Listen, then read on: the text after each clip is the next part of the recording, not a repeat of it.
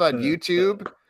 And should we fun little preview for anybody. I'm just going to tell you that the sound cues aren't working, so we're going to sing them tonight, starting right. No, that's a horrible about. Well, I don't know about that.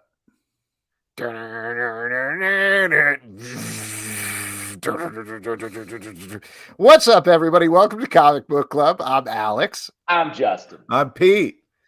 And we are coming to you live a couple of places on the internet. We're live over here on Crowdcast. We're live on YouTube. We're live on Facebook. Maybe you're listening later on Spotify, Stitcher, or the app of your choice. Wherever you're listening or watching, it's all good, except for the fact that it's not good because we're having some weird tick issues tonight. So who knows what this podcast is going to sound like? Probably amazing, right? Yeah, or are you sure maybe we should just relaunch this whole thing and see what happens? Yeah.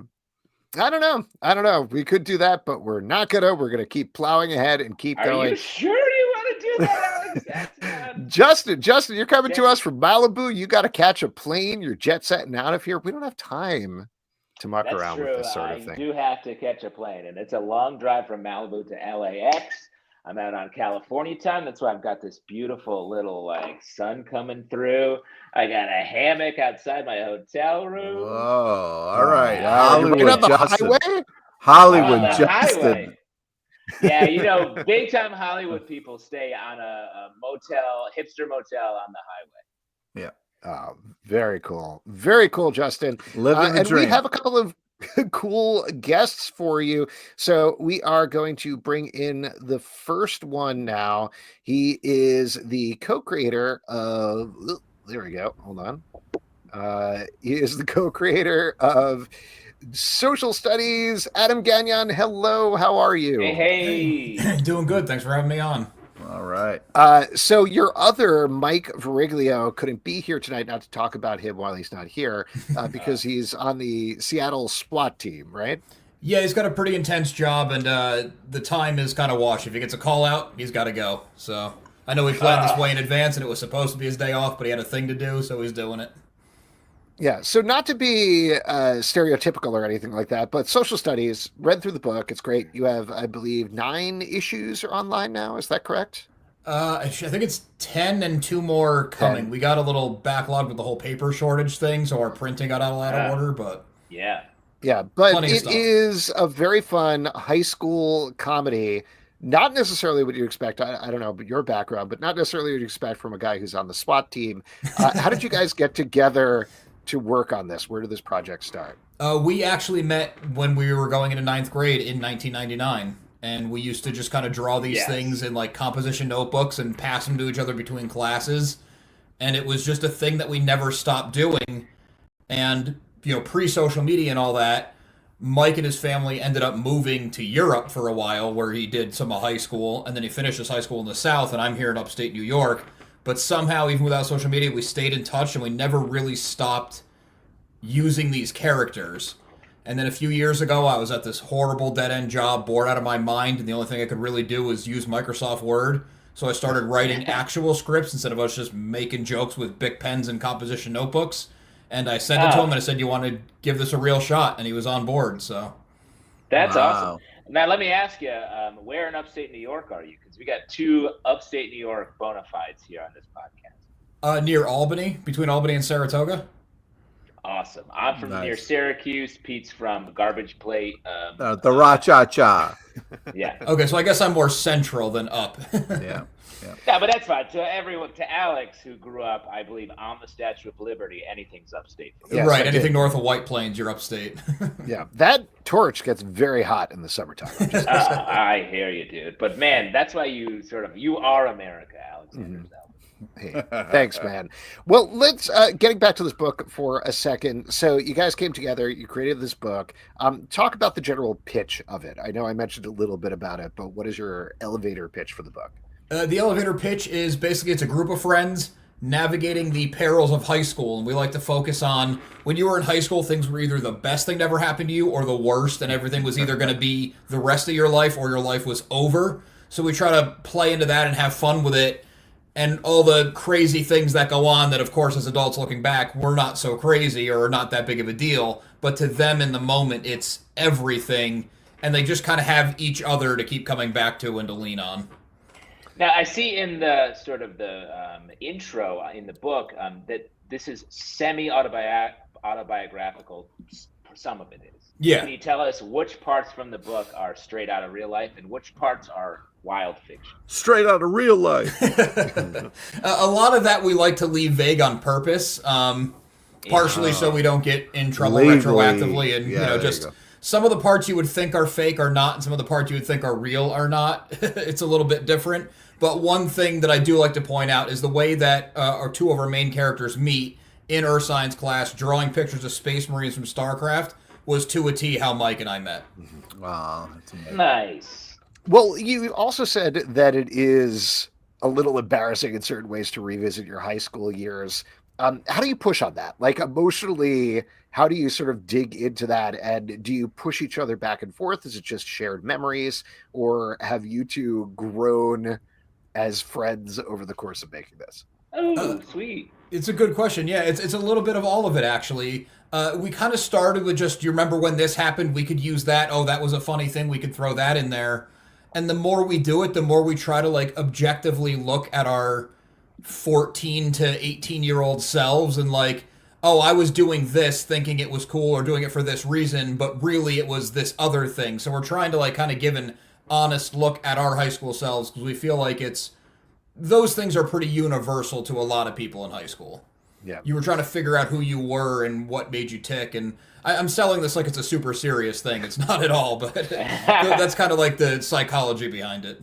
What is the... Oh, go ahead, Justin. When you were talking about the book where there's like, remember that time when this happened and you were like, that never happened. You're all like, I feel like when you're drawing from memory, it's so hard to separate the personal fact from fiction. The fun thing there is it's more like he'll say, do you remember when this happened? And the floodgates open.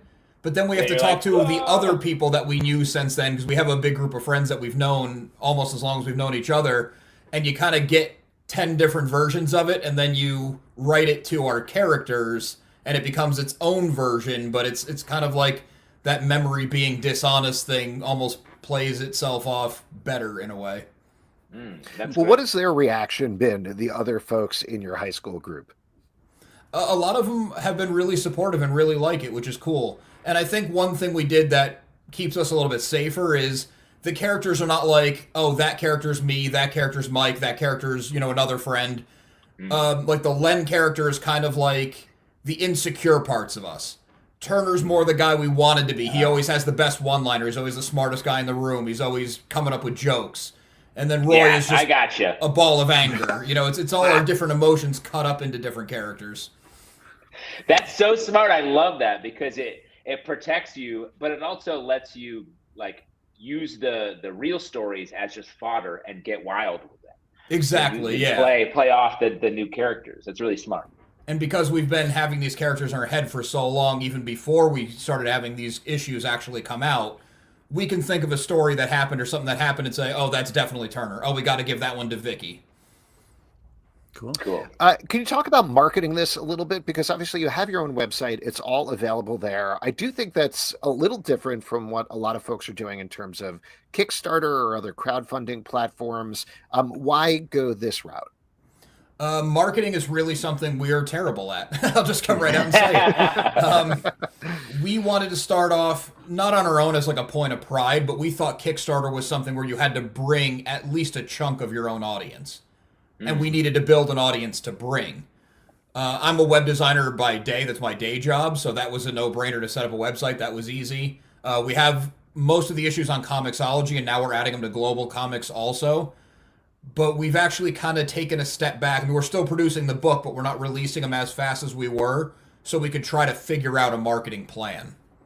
Oh, nice. That's cool. Well, what have you learned then? Oh, go ahead, Justin. Sorry, just a really important question. You say you're a web designer, but how do you rip yourself away from the arcade machine that you have in the background of your video screen here? Luckily, I'm terrible at it, so I give myself 3 losses and I get back to work. Wow, that is the most responsible thing I've ever heard. That's insane. You have your own arcade. For those of you listening, is that Marvel versus Street Fighter? Marvel versus Capcom 2, yeah. Arcade 1-Up just came out with it. Nice. That is impressive. Got to get one of those. What have you learned over the course of making 12 issues? What do you think has improved in terms of your working relationship, in terms of producing the comic book? Improved is the writing process. Generally, the writing process is we'll call each other. I'm walking my dogs. He's going for whatever it is. We're not like sitting at our desks and we just start spitballing. We come up with some general premises, always an A story and a B story, just like a sitcom. And if one is kind of getting more in the serious realm, we try to balance it by making the other story be even more ridiculous. And then it used to be I would write like 40 pages for a 20-page draft, trim the fat, rewrite it, trim the fat, rewrite it. And now we come up with it, we get an outline, and I can have a draft that's pretty close to what we end up drawing in like 10 days. Oh, wow. That's Wow. We've gotten a lot faster at that. And if people want to check out the book, they should go to, I assume, socialstudiescomic.com. Is that the best place to pick up issues and check them out? That would be the best place. Yeah, if you do have Comixology, we have, I believe it's at least 8 or 9 issues on there. Global Comics, just a couple right now, but I've been working on that at night. And we're just going to keep spreading it out. We have 2 ready to go to the printer, so more stuff coming. But yeah, socialstudiescomic.com would be the best. Awesome. Adam, thank you so much for coming on. Congratulations on the project. This is so cool that you guys are doing it. And thank you. Thank you guys for having us. I hope Mike catches that guy. Is that what he's doing? I don't know what he's doing, but yeah, hopefully whatever he's doing, he comes home all right. And better that we don't know, I say. Yeah, there you go. Thanks, Adam. Have a good night. Thanks, you. Adam. All right, there we go. Once again, you can check out Social Studies at socialstudiescomic.com. Should we slip into 10 school issues memories at all in the next couple? Ooh, sure. Real quick. Worst high school memory, Pete. You go first, then you, Justin, and then we might run out of time, but go ahead. No, I think Justin seems like he has some stuff queued up. It's going to take me a little bit more drinking to be able to go back to that place. No bad memories. My prom date left with another guy who was wearing a tuxedo T-shirt who showed up late. Wow, that's where it started. That's when you're like, showing up late is cool. I'll always be late. I was on time. That was the wrong choice. That's how you get the girl, man. And it's never served me wrong. Oh my never God. done me wrong. Why prom date? Why? You ruined all of our lives. Mostly yours, but sure. Pete. That's so weird. I was just going to say, because at my prom, I saw a nut that was flexing, and that's where nut flexing came from. Oh, wow. It all goes back there. There's more to that story. Pete? Oh, God, I don't want to relive any of that. God, I don't know. You don't have to relive it. You just have to tell us in intense detail about it. Yeah. I just there's a lot of horrible stories. I mean, I used to get beat up for reading comic books, shoved into lockers, swirlies, all sorts of things. It was more of an old school time when I was growing up. But I guess it shows how old I am.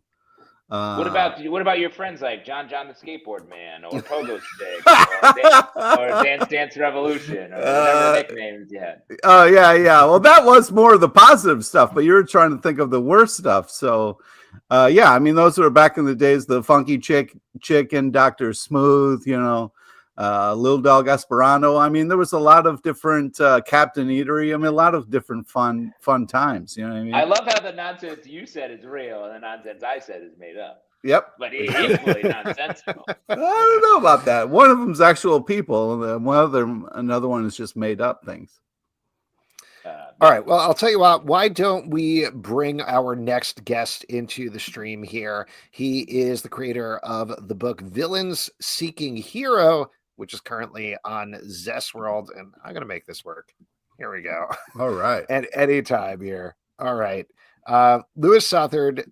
There we go. Hello. Hey, how are you? All right. Welcome. Wait. There we go. Hold on. Nice, Unmute this muted. user. There we go. No, wait. There we go. I did it. Awesome. Yay. Louis, thank you so much for coming. Thanks for being here on the show. Thanks again, for because responding to my email. That's great job.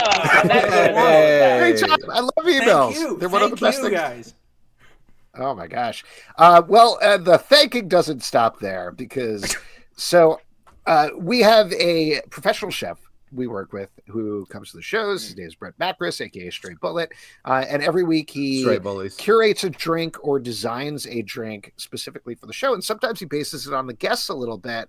And there was a story of yours that he was particularly inspired by that is not Villain Seeking Hero, but he did create this cocktail called the Strawberry Penny based on terrifying tales to keep to yourself.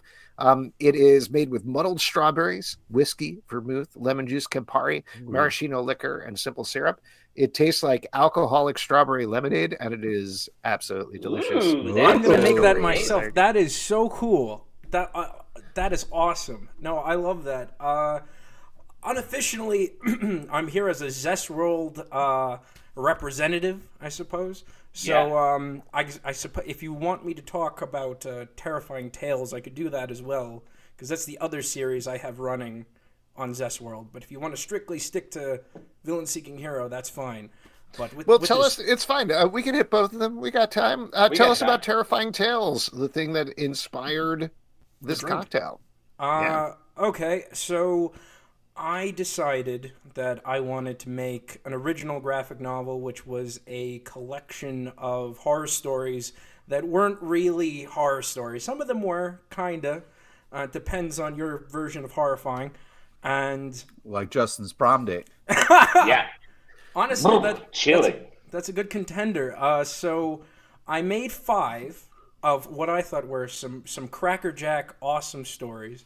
And I'm like, okay, now I'm going to pitch them to some publishers, and they're gonna love them. This is gonna be great. And then everyone's like, "Oh, anthologies? They're not in right now. Sorry, pal." And I'm like, "Oh, okay." So I got the Zestworld thing, and that was the first thing that I put up. So with Terrifying Tales, it's only a collection of 5 that includes Penny and the Mechanical Mr. Strawberry, which is, of course, the drink inspiration. The drink inspiration. There is How to Seduce Commuting Women on the Train. There is The Mouse in the House. And, what are the other 2? Geez, I can't remember. It's been so long. Sorry, you're on the spot. You've had several strawberry pennies today. No big deal. It's all good. It's all good. Yeah. Well, let's talk about Villain Seeking Hero. And actually, just to take a step back from that for a second, we've had a couple of folks from Zestworld on here, but can you give, as a representative, a rundown of the platform for anybody who, I don't know why they would have, but didn't listen to the previous podcasts? Oh, that's all right. Nice. So Zestworld is sort of like a brand new webcomic service. Basically, they want people to... you have to apply, and you basically give them an idea as to who you are, what you have, and what you can give to people because some people do like paid subscription services. Mm-hmm. So you can do like a newsletter or your comic series, but alternatively you can just do that all for free. Depending on what you're offering, I know some artists working on the website do personalized commissions for people. And it's all dependent on what you do as a creative, and it can be a total personalized experience. So for me personally, when I got approved and became a member of the Zestworld team, I just put basically I guess a back catalog of my library, because you guys probably don't know this, but Villain Seeking Hero has a very infamous tragic backstory. So Zestworld is sort of its new home, and it's kind of like it's had a new I can't even say it's had a second life, because I can't even say it had a first life. So it's there. And not to put you on the spot, but let's hear the tragic backstory. Come on. Yeah. Okay. Everybody loves a tragic origin. Yeah, let's go for it. Believe it or not, it all starts in 2018 in Paris, France. Swear to God, a young Louis Southard is attending university and decides he's too good for it. He doesn't need no fancy education. He's got a passion. He's got a passion for comics, and he's like, he's gonna pursue it. So I moved from Paris, France to New York City, and I'm like, okay, let's go for it. Starving artist time. And I've been a huge fan of comics for most of my life. So but I can't say I knew much about the comics industry. So I very much stumbled my way in, and especially it's very telling that I didn't know much, with my original goal being like, oh, my first thing ever is going to be an ongoing independent superhero book. Clearly the thing every publisher wants from a nobody they've never heard of. Naturally. But funnily enough, we started making the book, and it got picked up by Action Lab Entertainment. And if you guys know about that, that company is, I could say that now because they basically don't exist, very unprofessional. Mm-hmm. It would take maybe like a month to get a response to your email. Even when you're working at the company, they won't talk to you.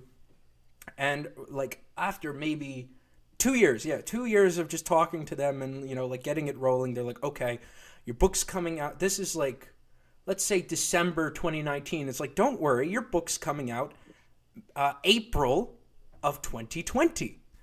There won't be any. We got the plan. There's not going to be any hiccups along the way.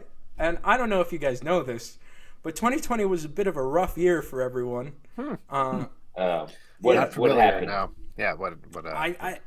Everyone just went on vacation, from what I was told. Yeah. So, but seriously, of course, the month my book was supposed to come out was the month the entire industry shut down.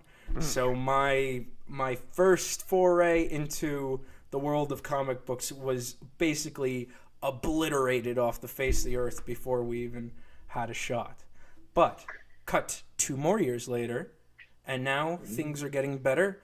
And now we live in a world, a Zestworld, if you will, where anything is possible. And now I was choked on my beer trying to say that. Gotcha. I gotcha. Beat you to it. You got me. Anything is possible. Yeah, no, but I'm very happy. Like it's finally had its time. It's having its time in the sun. So I couldn't be more thankful to Zestworld and just for having that sort of opportunity. Really good. I will say, having checked out your book on Zestworld, and I know this is a very basic thing, but I saw there's a little button there that's like, read the first issue for free. And I was like, oh, okay, great. I'll click on that, read the first issue. And then it kept scrolling and it immediately went to the second issue. And I was like, oh, wow, there's a second issue here. And it just keeps going. There's so many issues.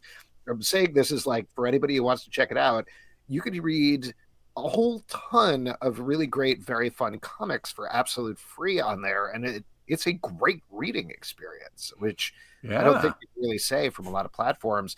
But let's talk about the specific content. Do you want to give the pitch for the book? I mean, it's right there on the title, but there's a little more to it. Okay. I can't even call it like an elevator pitch. It's more of like a staircase pitch. It's just like Ooh, old-fashioned. Yeah. No, it's just very long. Gotcha. Because you take your time going up the stairs. Yeah. It's So it's set in a world where being a hero and being a villain is very bureaucratic. There's one organization that's basically in charge of all the supervillains. And our protagonist is a middle-aged villain named Master Molecule. He's a veteran. He's been around the block. But he's encountering a bit of a professional downward spiral. And so as such, his boss is like, okay, you can't be a solo villain anymore. We're going to put you as the leader of a team. And his team is called the Frightening Five. There's only 2 other members, so team of 3. And he didn't choose the name. And his teammates are the uber powerful, but let's say not all there, Spirit King. And then the mute force majeure, the muscle man of mystery, Nightman. So it's the 3 of them trying to bounce around their little comics universe, trying to survive against heroes and rival villains alike. One of the things that I particularly liked about this book is that you didn't really use analogs. And what I mean by that is I feel like people, Yeah. when they're launching a new superhero universe, they often have like, it's not Batman, but it's like Catman. And it's, it's not Superman, but it's like Ultraman or whatever. But you have so these, smart. yeah, you have these characters that are very different and don't feel like anything else. What was involved in that? Was there a temptation to go down that route of using those sort of one-to-ones and you went to another direction, or did it just happen naturally? Well, I'm not going to lie to you. There are some. I do take inspiration from some things because it's. It's a bit. I remember there was an article that came out during its original release that I always thought put it better than I ever could, which was the book's a bit of a reconstruction. So whenever there is an analog, it's like it's familiar, but it's not really a one-to-one. You get an idea, but this character is completely fleshed out. A good example is in the second story arc, the main character, Master Molecule. You meet his best friend or his ex-best friend, who at a certain point they've gone down like a fork in the road, and the best friends become really successful, and Master Molecule is not he's not successful at all. So you get to see who the best friend is, and his name is Skull Commander, and he runs an organization named Skull, and he's got a girl like a 20-something-year-old girlfriend named the Duchess. So it's like it's satire of like Cobra and Cobra Commander, but like Yeah. you kind of that's just like the window dressing of just like, oh man, this guy's got his own goddamn organization, and I'm just stuck with these two guys. But like that's just. But then you get past that, and it's like, oh no, this is nothing like those characters at all, and it's not even trying to be like a smart, like, ooh, I'm doing it different. It's like, no, it's just like just an asshole who just wants his friend back. Yeah. What drew you to villains as your main characters? It feels like some people come in, they're like, this is my superhero take and premise and team, and you're coming in on the other side. I think with villains you can get away with a lot more. I think when somebody's like, oh, this is a villain book, the bar's low. You're like, oh, I'm almost expecting them to do bad things. And when they do bad things, you're like, okay, fair enough. But when they do good things, or they almost act slightly heroic, then it's like, oh, that's almost like subverting your expectations. But I guess it gets to play. We've all seen like multifaceted anti-heroes and heroes, Yeah. but it's more fun to see, at least in my eyes, to see like, but what about the villains? Like, what about if there was a guy who, yeah, he does bad things, but what does he do when he's not, like, what does Electro do when he's not Electro? It's like, what if he's just like a really good stay-at-home dad and you never knew the entire time? So it's just does Wordle and stuff. Yeah. He loves the New Yorker as much as the next guy. It's just He's how a it New is. Yorker cartoonist on the side. Yeah, exactly. That's the villain I want, who's just trying to crack a great caption. Now, you talked about this a little bit in terms of Zestworld putting it out, and obviously that's one of the huge parts of actually getting the comic in front of people, but you're still pretty much doing it independently. What's involved on your side? What is the process like in terms of getting the comic together and then putting it out there? What, just like making it? Yeah, there you go. Okay. Well, fortunately, this book was made a little while back. So while it's relatively new now, to me this is old stuff. The only new thing we've sort of been doing is me and the letterer have been going back because he's been wanting to fix some mistakes from the original run, and I was also looking to do the same. So it's basically we've polished it up a bit, but it's pretty much the same thing. Back then it was just I don't know, it was just me finding, because I was a nobody, I'll be honest, it was just me finding anybody who would say yes to working with me, because I can't lie, it was a bit of a risk. Like, oh, how do I know this guy's gonna pay me? How do I know this is gonna happen? So, like back then it was just that was a bit more rough. If we want to talk about nowadays, I've definitely gotten a bit more streamlined with how I make my projects now, which is, I don't know, you just send them an email and then you're like, hey, do you want to do this with me? Oh man, email is such a big, like, emails come up so many times in this interview. Like, email is huge. You'd be surprised. You'd be surprised. Some people just well, obviously people put out their email because they want to be contacted to get the job. That's the trick. And yeah, well, the thing is, you'd be surprised who would say yes. I remember when I started Villain Seeking Hero, I needed someone to do. It was crazy because back then, like I said, anybody who would say yes. And I reached out to David Hahn, who worked on like Batman 66. Yeah. Like he's been in the industry for 20 years, 30 years maybe. And I reached out to him and I'm like, okay, hey, you don't know me, but I'm writing this story. And this is a one-shot, and there's an interdimensional goth girl, and she's sort of like the Watcher, and she's talking about the multiverse, and they're talking about these people that you don't know about. Do you want to do this? And he's like, stop right there. You've had me at interdimensional goth girl. I'm in. And sometimes that's all it takes. Amazing. Wow. That's lovely. But then again, like after that, him and I have been working together ever since, because we have another book over at Scout Comics, Midnight Western Theater. It was like, okay, David, goth cowboys, you want to do that? And he's like, yes, perfect. You had me again. I think goth is a real in for this guy. David. Yeah. We'll talk about then, not to make you plug other stuff, but what are the other projects you're working on? What else should people be checking out from you? Okay. Well, I am currently in the middle of making the sequel to Midnight Western Theater over at Scout Comics. That is a prequel to the first book, which is the origin story of the main character, the Woman in Black. I'm doing that with artist Butch Mappa, colorist Sean Peacock, and letterer Buddy Beaudoin. So it's a new creative team, but some up and comers, with Butch Mappa being the big standout there. Long track record in the industry, so we're doing that together. David and I are working on, we decided Old West, now we're going to do sci-fi together. So we're working on a mini-series there. And the only other thing I could really think of is I'm working, well, it's pretty much done. Artist Dean Kotz and I have a noir graphic novel that we are just wrapping up. It's getting colored. It's almost done getting colored. So that's where we're at. Nice. Awesome. So And Busy. That's a ton of stuff. And if people want to check out Villain Seeking Hero, obviously Zestworld is the best place for that, right? Yes, it is. Awesome. Lewis, thank you so much for coming on. Congratulations on all of the success, and congratulations on, most of all of the emails. Thank you. Let everyone know. That's my number one. Honestly, literally, yeah.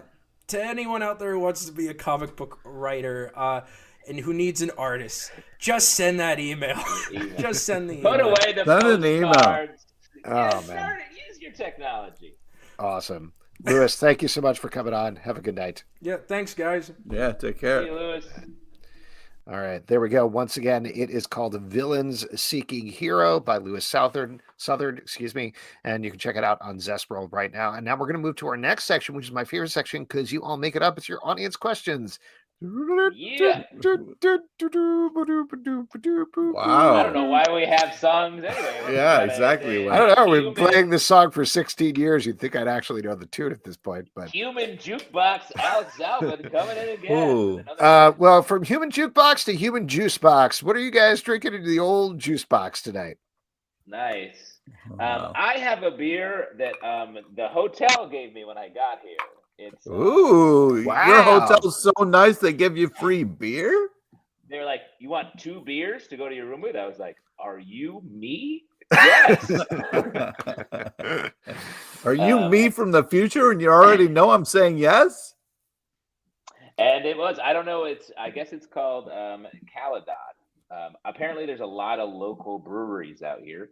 I went to a local one last night, the Malibu Brewing Company, and complained that they weren't called Malibu, and they threw me out. So I'm really experiencing Good for a lot. you. Good for you. And Pete, what are you drinking tonight? I'm drinking a little Balls Point Sculpin. That's a good beer, Pete. Oh, good beer, not a Pete beer. You Yeah. must be back in your bro's fridge. You know it. You know it. Nice. You're a human trash can. Yes, I just finished up this Strawberry Penny, and I want more, but I don't have more, so it's all very sad. Why don't we go to some Aw. questions here? If you are watching over on YouTube, you can drop them in the comments, or here on Crowdcast and Q&A. We got a couple of those already, so why don't we start off with this one from Ben the Border Collie. If you can make one DC movie or show part of James Gunn's DCU canon, what would you choose? Also, are there any recent comic stories you'd like to see pulled into the DCU? Great question. Ooh, yeah. So just to make this like very specific, one DC movie or show that already exists, whether recently canceled or not, that is still part of the canon. Everything else goes away, but like Legends of Tomorrow exists still. In this new Oh yeah, continuity. Legends of Tomorrow, Wow. great choice. That was not my choice, but go ahead. No, that's what you chose. So Oh, great boy. job on Okay. that. Nice Thank job. I mean, you did watch that and liked I it. did if I watch that. It remember was a good show. Yeah, I would say DC could pull in anything from Black Label. It's all really good, and work on that. But yeah, I mean, obviously the Arrow needs to come back. I mean, that's when it all started. When that went away, everything started to go downhill. So Yeah. You- So you You're want picking a show from how many years ago? Stephen Just a about to be couple. like, oh Jesus Christ, I got to do this Yeah. again. Thank you, Kevin, does- in the comments. We are out of time for a piece like Arrow Nostalgia Corner, the right. even less popular segment than the original. I mean, this is still happening, at least right now, but I'm going to go with Doom Patrol as one that is currently part of the DCU that I would like to see continue going forward, because there aren't a lot of other shows, or I don't think there will be a lot of other shows that fill that sort of hole in the DCU. The easy answer I think is Peacemaker, because you already got the James Gunn connection and it's a great show. See, that's so- what I'm saying. great That's show. That's too easy. That's to too easy. That's The that's thing- going to continue. Here's the one that I actually think is difficult. The Batman was awesome. It was so good, such a good movie. Yeah. I don't know how that fits into a greater universe. Like, obviously there's ways of doing it and there's ways of finessing it, but they're clearly already have been working pretty heavily on fleshing it out into its own. The Batman 2, the Penguin series, whatever the Arkham Asylum / GCPD series is. So I don't know. I want them to keep that because I loved Robert Pattinson in the role. I thought the world was really interesting. I'd love to see another one of that versus yet another Batman reboot in particular, but I don't know. I guess we'll see what happens. And in terms of comic stories, I think that's a great call with the Black Label stuff. This is almost the antithesis of what it sounds like they're doing, but those go for broke dudded one stories are very exciting when they really work. Like the Suicide Squad stuff, Blaze and Get Joker from the past year. Oh yeah, the Get Joker stuff was so Great. Good stuff. The answer I was going to say, echoed by Ben the Border Collie, is some Nightwing. Give me some Nightwing. Let's see. We've seen so many like dark, brooding Batman stuff. Let's flip that script and see Son of Kal-El. Let's see a bright Batman family story with Nightwing at the center that really just changes the game. It gives us a little bit of that MCU Spider-Man flavor in the DCU. Yeah.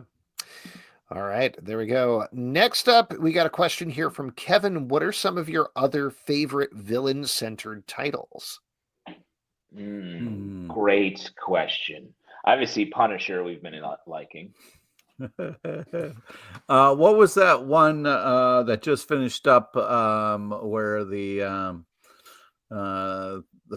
Freeze Gun, the Rogues Gallery series? Yeah, Rogues. Yeah. That was very good. That was good. Sinister Foes of Spider-Man was great by Nick Spencer. That was really good. Very fun. And another one, Fred Van Lente's MODOK's 11 from back in the day. I think that was like when we first started doing the show, or a couple of years in, but a couple of years in, I think. Yeah, that was MODOK just. You had me at Fred Van Lente. Yeah.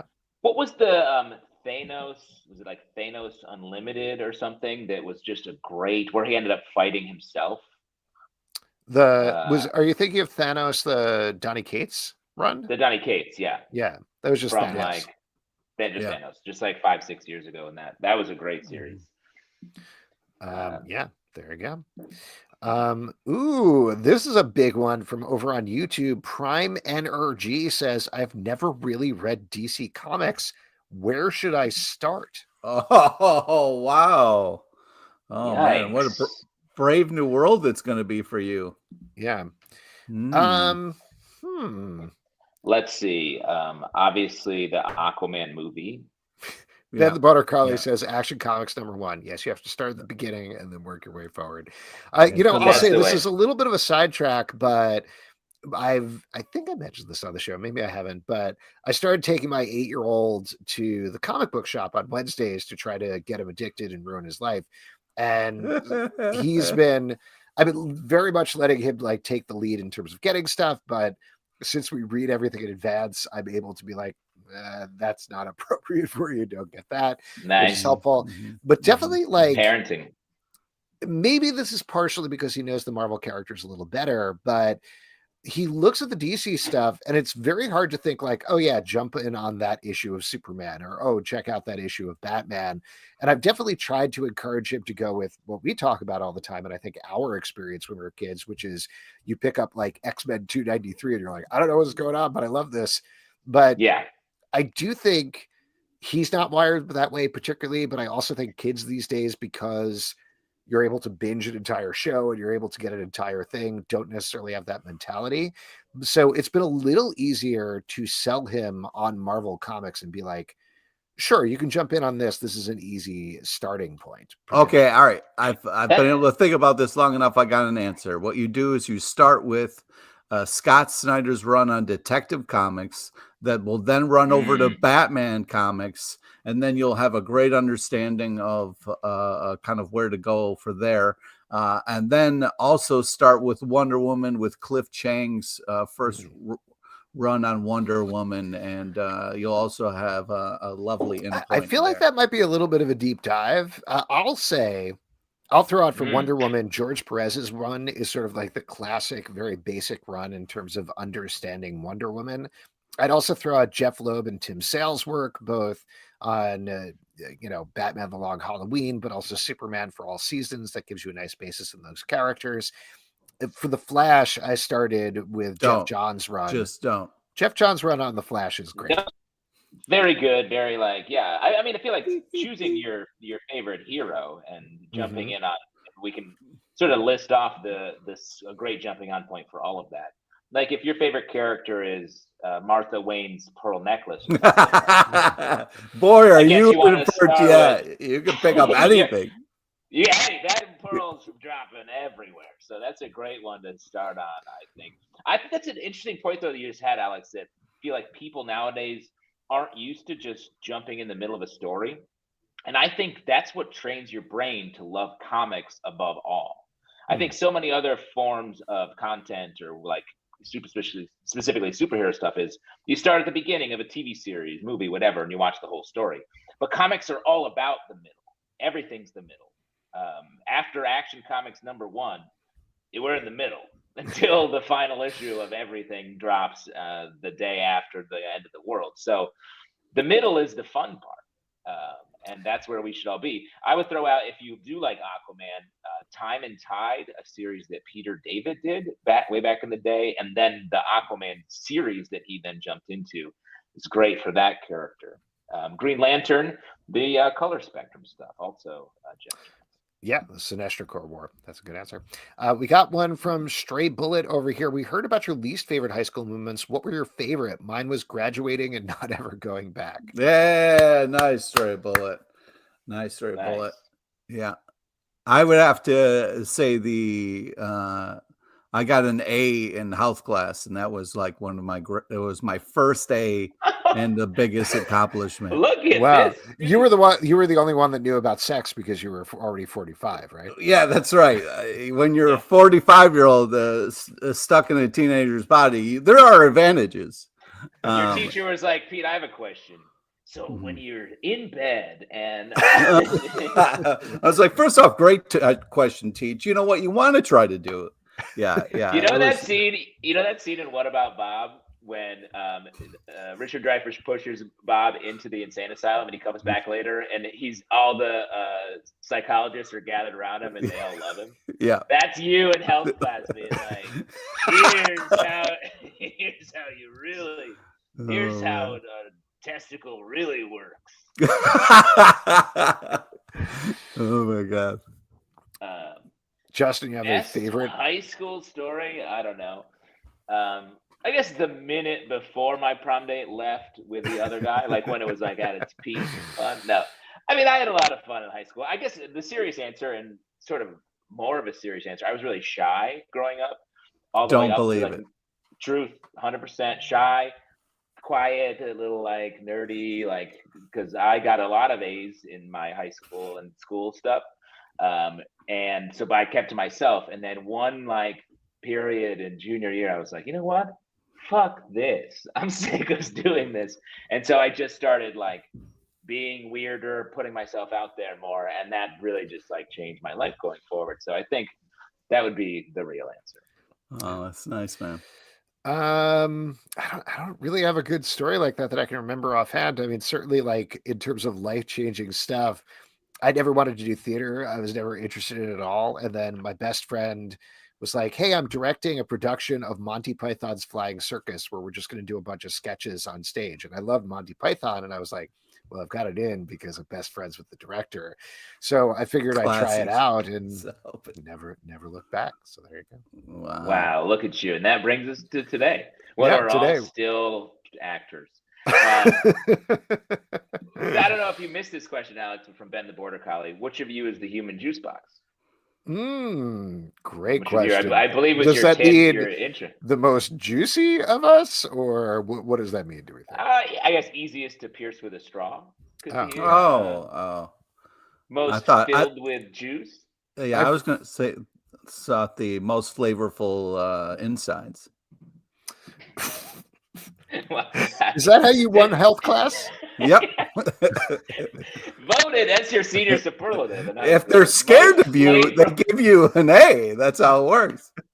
Most flavorful insides goes to Pete LePage. We got one more over here. This is from Federico Rosa. Great question. What was your guys' first comic of the year? Great question. First comic of the year. You know what? For me, I caught up on Saga. I was like 3 issues behind on Saga, and I'm actually still, I haven't read all of them up to when they took their most recent break. But it was one that I haven't been keeping up on. Was very excited to be like, I can download all 6 of them and read them. Nice. I think for me, it was the stuff that we're doing for the stack this week is the first things that I read. So not to blow it up, but Scarlet Witch. Those are work comics. Scarlet Witch #1. I'm looking forward to talking to you about that. But for me, it was pleasure comics, not work comics, Alex.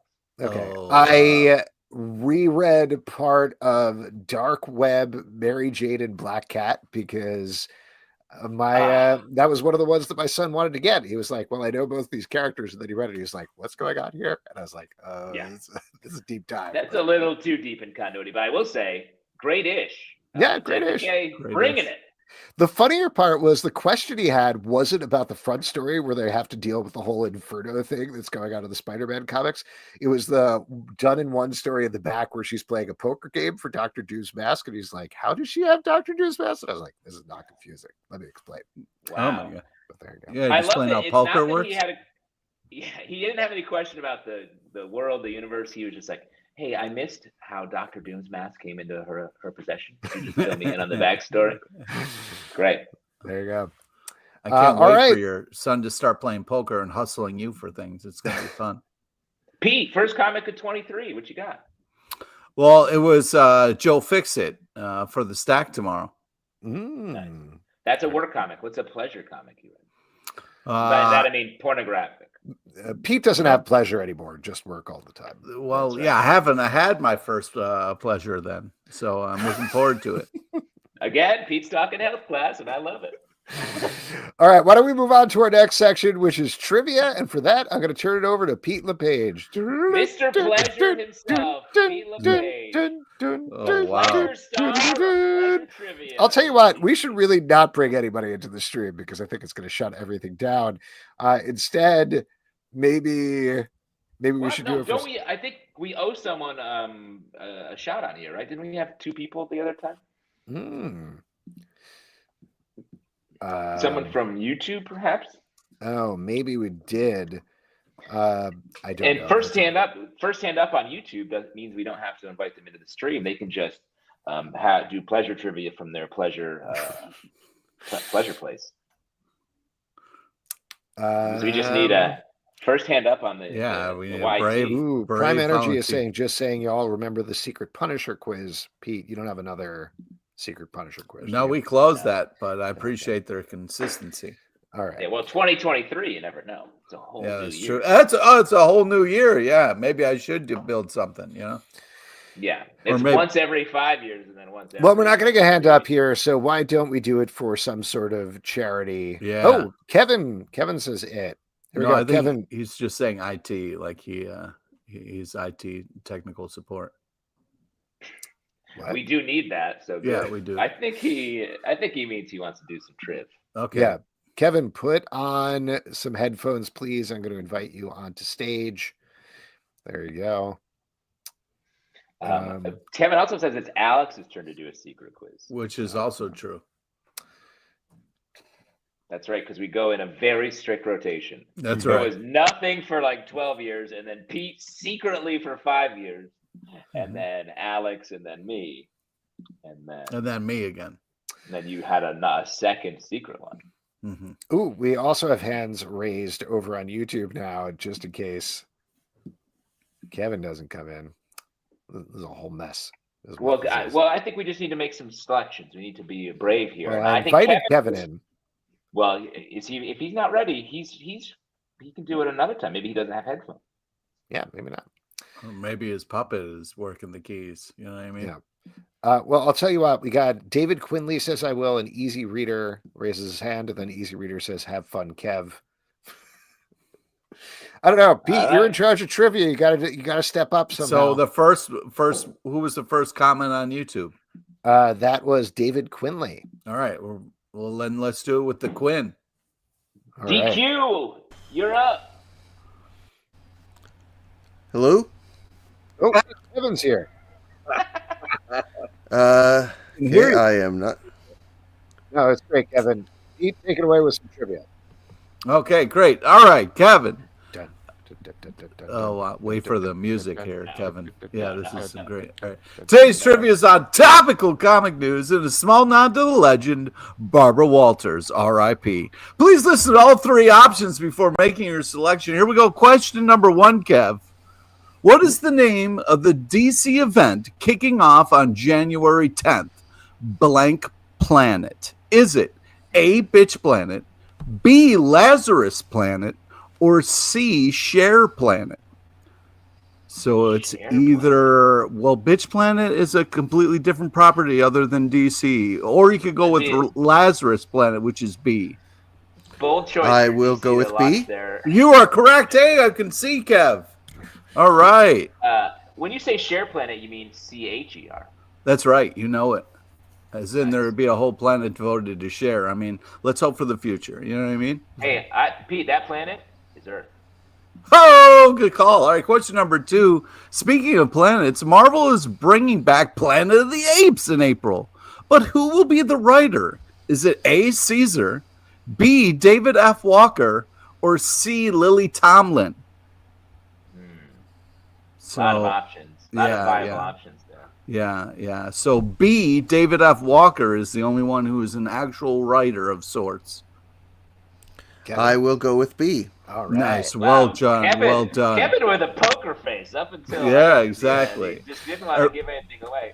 All right, here we Pete, I also think two things. It's fucked Right. up that you don't think Caesar could write a comic who is an ape, and so Right. really has a lot of firsthand experience with writing from the perspective of the Planet of the Apes. And shout out to B, shout out to Marvel. It should be Planet of the Apes role.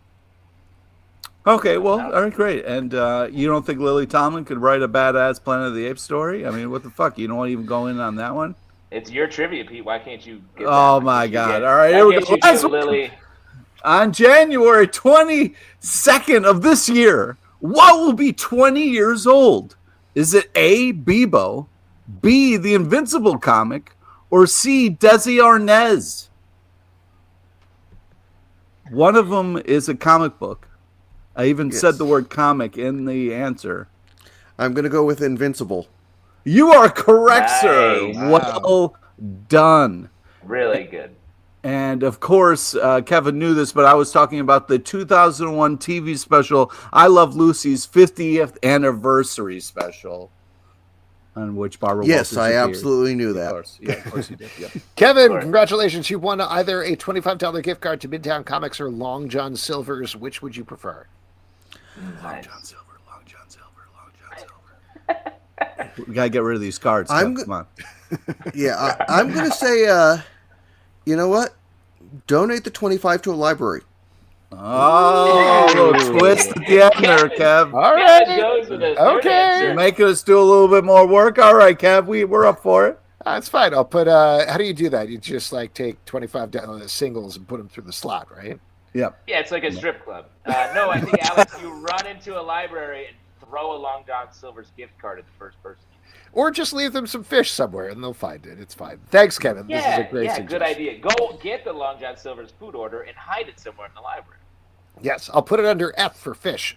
Kevin, so good seeing you. Happy holidays. Happy New Year. Congratulations. Yeah, Happy New Year, Kev. Great seeing you. All right, there we go. Kevin, Now, ladies and gentlemen. Kevin, as we all know, tomorrow is New Comic Book Day, unless you're DC, in which case today is New Comic Book Day. Oof.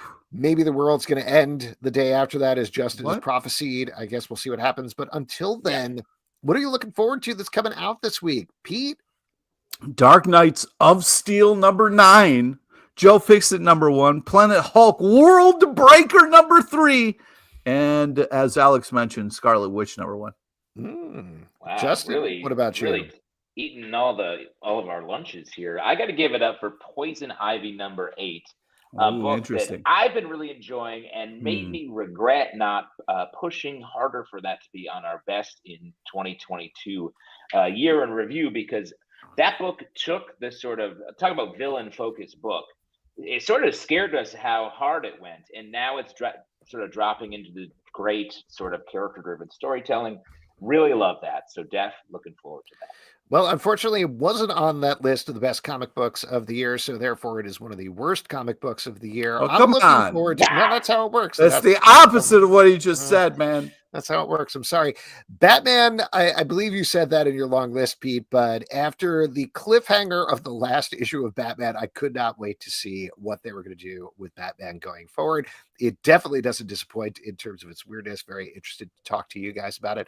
And all of that stuff is going to be in our Stack podcast that rolls out Wednesday, 9 a.m., both in the Comic Book Club feed and its own dedicated Stack feed. And folks, that is it for this week's show.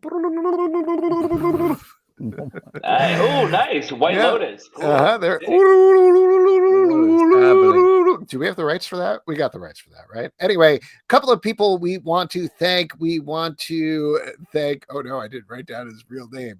We want to thank the team behind Social Studies, also Lewis Southard. Check out Zestworld's Villains Seeking Hero. Next week on the show, we're going to have a packed one. Craig Rasmussen is going to be here to talk about Zoop's Odds and Ends.